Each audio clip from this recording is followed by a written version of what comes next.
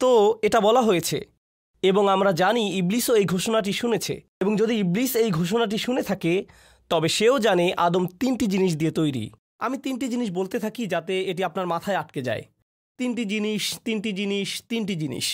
কিন্তু আমরা জানি যে যখন আল্লাহ আমাদেরকে বললেন শয়তান আদম আলাইহিসসালামকে সিজদা দিতে অস্বীকার করেছিল, সে আল্লাহর দিকে ঘুরে গেল। সে এটা বলেনি যে খলাক্তানি মিন নারিন ওয়া খলাক্তাহু মিন তিনিন ওয়া সাওয়াইতাহু ওয়া নাফাখতাহু মির রূহিকা। সে বলেছিল আপনি আমাকে আগুন থেকে তৈরি করেছেন, কিন্তু আপনি আদমকে মাটি থেকে সৃষ্টি করেছেন। এটা 3টি জিনিসের মধ্যে মাত্র একটি, তাই না? আরও 2টি জিনিস রয়েছে। সে এটাও জানে যে মানুষের ভিতরে রূহ আছে, কিন্তু যখন সে আল্লাহর কাছে অভিযোগ করে যে তুমি তাকে ময়লা মাটি থেকে বানিয়েছ, সে ভান করে যে সে সেই অন্য 2টি জিনিস সম্পর্কে জানে না, কিন্তু সে জানে, সে পুরোপুরি জানে। এটি একটা সত্যি গুরুত্বপূর্ণ জিনিস যা আমি এই সংক্ষিপ্ত মুহূর্তে হাইলাইট করতে চাই। সব মিলিয়ে আদম আলাইহিসসালামের গল্পে শত শত শিক্ষা রয়েছে, তবে আমি আশা করি আমি এই একটি শিক্ষার উপর কিছুটা সুবিচার করতে পারবো। আমি চাই আপনারা আজকে এটা নিয়ে যান, এবং সেটা হলো যখন সে এই অন্য 2টি জিনিস অস্বীকার করল, সে জানতো যে যদি সে এই 2টি জিনিস স্বীকার করে তবে তাকে স্বীকার করতে হবে যে মানুষ আসলে কতটা অবিশ্বাস্য। কিন্তু যদি সে শুধুমাত্র এক মাটি বা কাদা স্বীকার করে, তাহলে আদম আর ঘোড়ার মধ্যে পার্থক্য কি? আদম এবং একটি গরু এবং বানরের মধ্যে পার্থক্য কি? তারা খায়, সে খায়, তারা আশ্রয় পায়, সে আশ্রয় পায়, তাদের বাচ্চা আছে, তারও বাচ্চা আছে। সে শুধু একটি বিবর্তিত প্রাণী। ওকে, সব ঠিক আছে। সে শুধু বড় 2টি পায়ের উপর দাঁড়াতে পারে। এটা এমন কি বড় ব্যাপার? সে শুধুমাত্র একটি বিবর্তিত প্রজাতি, এর বেশি কিছু না। তার কাছে আর বেশি কিছু নেই।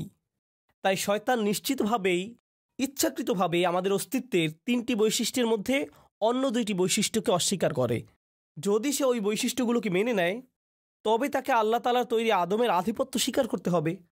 সে মানুষকে ঘৃণা করে, সে আল্লাহকে আমাদের এই অবস্থান দেওয়ার জন্য দোষারোপ করে, এবং তাই সে প্রতিজ্ঞা করল এর জন্য সে শুধু আদমকে ব্যর্থ দেখাতে চায় না। কারণ আপনি জানেন যদি আপনি আদমকে ঘৃণা করেন তাহলে চাইবেন আদমকে জান্নাত থেকে বহিষ্কৃত করতে। আপনি এটাই করবেন। আমি আমার প্রতিশোধ নিয়েছি, আমি এখন ভালো বোধ করছি। কিন্তু না, শয়তান ভালো বোধ করল না। এখন আমি তার সন্তান, তার পরিবার, তারও সন্তান, তারও সন্তান, এভাবে সমস্ত মানবজাতিকে বারবার ধ্বংস করে ফেলতে থাকব। তার ভেতরে প্রতিহিংসা যায়নি। প্রতিশোধ নেয়ার পরে সে ভালো বোধ করল না, সে একটুও ভালো বোধ করল না। তাই ব্যাপারটা হচ্ছে সে যেভাবেই আমাদের ক্ষতি করুক না কেন, তার এখনও আমাদের অনেক কিছু ক্ষতি করার আছে। এখন আমি আমাদের আজকের সবচেয়ে গুরুত্বপূর্ণ বিষয়ে প্রবেশ করছি। কোরআনের এই আয়াতগুলো থেকে যে একটি বিষয় আমরা আজ শিখব, যে ইবলিস কখনোই চায় না মানুষ কোনো বিষয়ে স্বীকৃতি পাক। এবং তার অনেকগুলো সাফল্যের মধ্যে একটি বড় সাফল্য হলো যদি সে আপনাকে এবং আমাকে বোঝাতে পারে যে আসলে আপনি যোগ্য নন। বর্তমান বিশ্বের সবচেয়ে বড় সংকট একজন মানুষ হিসেবে নিজেকে সম্মান করার জন্য নিজেকে মূল্যায়ন করা। আজ সমাজবিজ্ঞান জগতের মানুষ সমাজবিজ্ঞানে, মনোবিজ্ঞান জগতের মানুষ মনোবিজ্ঞানে, বিশ্বজুড়ে পরিবারে এমন লোকদের সংকটের মুখোমুখি করা হয় যারা নিজেদের মধ্যে কোনো মূল্য দেখতে পায় না। আগে আমি একটা চাকরি করতাম, কিন্তু আমি এখন অবসর নিয়েছি। কেউ আমার মতামতকে গুরুত্ব দেয় না, কেউ আমার মতামতকে গুরুত্ব দেয় না। আমি জানি আমি মূল্যহীন, আমি সারাদিন ঘরে বসে থাকি, আমার ছেলের চাকরি আছে, আমার মেয়ে কলেজে যায়, আমি এখন শুধুই অকেজো, আমি সবার উপরে বোঝা হয়ে গেছি। বাড়িতে একজন বৃদ্ধ লোক বসে বসে সারাদিন চিন্তা করতে থাকে যে তিনি সম্পূর্ণ মূল্যহীন। আমি যা করতে পারি তা হলো মসজিদে যাওয়া এবং ফিরে আসা, কিন্তু আমি আমার ভিতরে এই অস্থিরতা নিয়ে বেঁচে আছি। এর চেয়ে ভালো হতো যদি আমি মরে যেতাম। সে এই চিন্তাগুলোর ভিতরে ভিতরে করতে থাকে, কিন্তু সে বলে না। কখনো কখনো তিনি এমনটাও বলেন যে সে সম্পূর্ণ অপদার্থ হয়ে বেঁচে আছে। এমনকি একজন যুবক তার যোগ্যতা নিয়ে কটাক্ষ শুনে বেঁচে থাকে। সে ভাবে আমার ভাই স্নাতক করেছে, আমার চাচাতো ভাই চাকরি পেয়েছে, বাকি সবাই ভালো করছে, তিনি ইতিমধ্যে বিয়ে করেছেন, আর আমার দিকে তাকাও, আমি কিছুই পাইনি, আমি এইগুলোর কোনোটাই সম্পূর্ণ করিনি। আমি এতগুলো বছর নষ্ট করেছি, আমার এটা করা উচিত ছিল, ওটা করা উচিত ছিল। সবাই আমাকে বলে আমি একজন পরাজিত, আমি অবশ্যই একজন পরাজিত। ইবলিস কি করতে চায়? সে আপনার জীবনে আপনার চারপাশের লোকদের কিছু বলতে চায়। তারা আপনাকে এমন কিছু বলে যা আপনাকে অকেজো, অপদার্থ অনুভব করায়। এমনকি তারা এটা বুঝতে পারে না যে তারা এটা করছে। এমনকি তারা এটাও বুঝতে পারে না যে তারা আপনার উপর প্রভাব ফেলছে।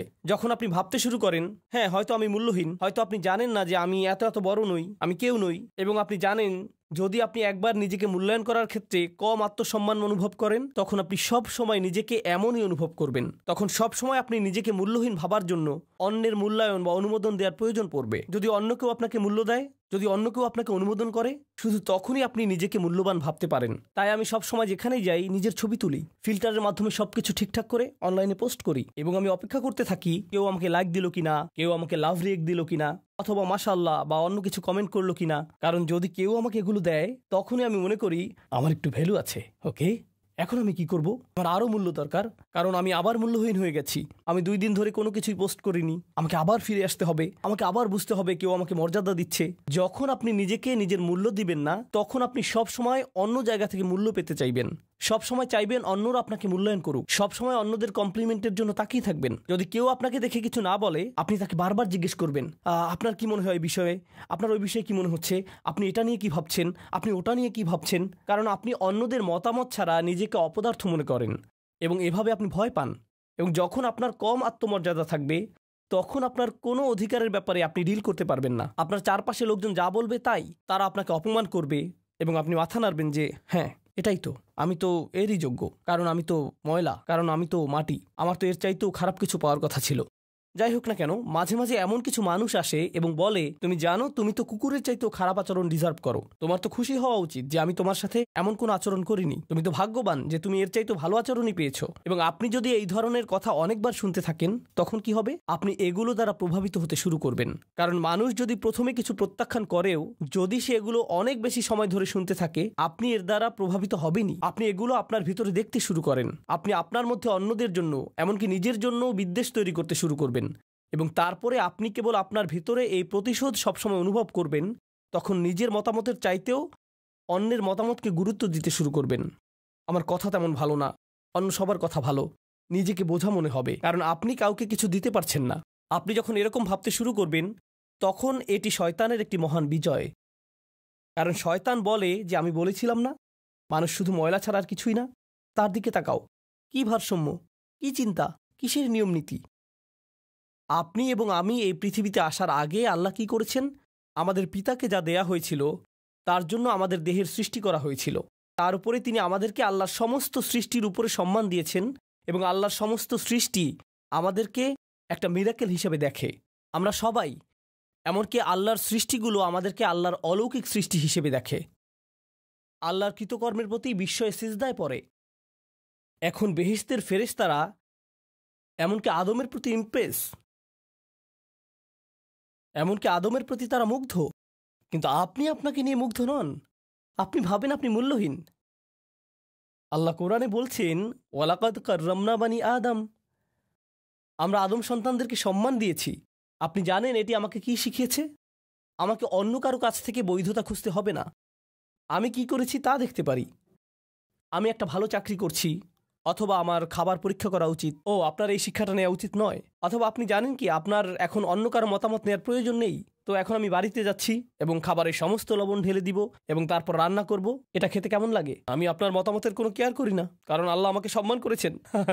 না, আমি আপনাকে এটা বলিনি। আমি যা বলেছি তা হলো আমাদের একে অপরের কাছ থেকে সংশোধন করা দরকার। আমি যা বলেছি তা হলো আমাদের একে অপরের কাছ থেকে সংশোধন করা দরকার। আপনি যখন নিজেকে মূল্য দেন, তখন সমালোচনা অপমান নয়। যখন আপনি নিজেকে সত্যি সম্মান করেন, যখন আপনি সত্যি নিজেকে উপলব্ধি করেন, তখন আপনি বুঝতে পারবেন কেউ যদি আপনার সমালোচনা করে এবং বলে, আরে আপনি এটি ভুল করেছেন, ঠিক করে নিন, অথবা এটি তার চেয়ে ভালো হতে পারে, আপনি আমাকে এটি ঠিক করতে বলে আসলে আমার উপকারী করলেন, তখন আপনি অপমানিত বোধ করবেন না। কারণ যখন আপনি সত্যি কম আত্মমর্যাদা অনুভব করেন, তখন সমালোচনাই আপনার কাছে এমন মনে হবে, কিন্তু সত্যি যদি আপনি নিজেকে আত্মমর্যাদা সম্পন্ন মানুষ মনে করেন, তখন আপনার এই অনুভূতি চলে যাবে। যখন আপনি আল্লাহর দেয়া মূল্যকে বুঝতে পারবেন, তখন নিজেকে সংশোধন করার জন্য সমালোচনাকে আপনি একটি সুযোগ হিসেবে দেখবেন। তখন এটা আপনার কাছে অপমানজনক হবে না। আমি আশা করি আপনারা এই ভিডিও ক্লিপটি উপভোগ করেছেন। আমি এবং আমার দল মুসলমানদের জন্য অক্লান্ত পরিশ্রম করে যাচ্ছি, যাতে তাদের কোরআন বোঝার ক্ষেত্রে প্রথম পদক্ষেপ নেওয়া যায়, যেখানে তারা কোরআনের গভীর থেকে গভীর উপলব্ধি শিখতে পারে। আমরা নিজেরা যারা কোরআনের ছাত্র, এবং আমরা চাই আপনি আমাদের সাথে কোরআনের ছাত্র হন। আমাদের সাথে এই যাত্রায় bayyinatv.com এর মাধ্যমে যোগ দিন, যেখানে হাজার হাজার ঘন্টার কাজ ইতিমধ্যে দেয়া হয়েছে এবং ধাপে ধাপে হবে। এখানে কোরআন ধাপে ধাপে দেয়া আছে, যাতে আপনি আপনার জীবনধারার একটা অংশ হিসেবে কোরআন শিখতে পারেন। এমনকি ইউটিউবে অনেক ভিডিও দেওয়া আছে, কিন্তু আপনি যদি একটি সুশৃঙ্খল এবং বিন্যস্ত পদ্ধতিতে শুরু থেকে শেষ পর্যন্ত কোরআন শিখতে চান, আপনার পরিবারের জন্য, আপনার বাচ্চাদের জন্য, এমনকি আপনি যাদের সাথে কাজ করেন তাদের জন্য, তাহলে bayyinatv.com সাইন আপ করুন।